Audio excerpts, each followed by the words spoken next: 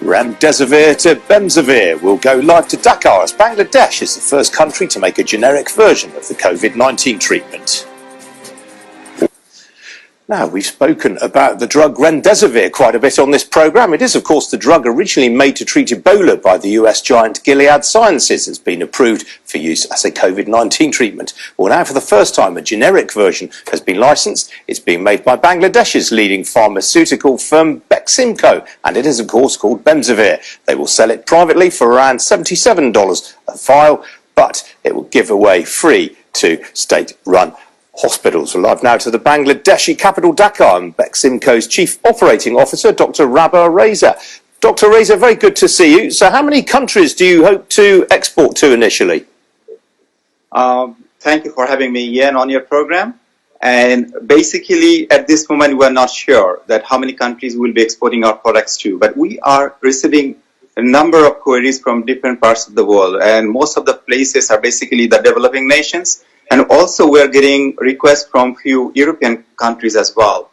But today we're very happy that we have been able to launch Remdesivir and made it accessible for the patients in Bangladesh. So the COVID-19 patients, the seriously ill patients, they can access this medicine. But as you said, that how many countries, as of now, we are not sure that how many countries will access this medicine. Is this quite a tricky compound to manufacture? You see, for any drug, and to make it stable, it is tricky, definitely tricky. And here, basically, this product is injectable. We are giving this product directly into the vein, basically. So we need to be sure that what we are putting in the vein is basically the right medicine we are giving. And this is for life-saving. So it is tricky. And the solubility of this product is tricky a little bit. But our scientists, they work day and night to make this happen, and we're very proud of that. And typically, how many vials are needed in a course of treatment? You see, the trials, there have been limited trials now in the US, and based on the trials, they say that it could be either 5-day course or 10-day course. So for 5-day, they start with 2 vials on the first day. And then following 4 days, 1 vial. So the total 6 vials needed. When it is 10-day course, it will be 11 vials. So day 1, 2 vials, followed by 1 vial each on for the next 9 days. So either 6 vials or 11 vials over 5 days or 10 days. So potentially a course of treatment could be as much as $800 per patient.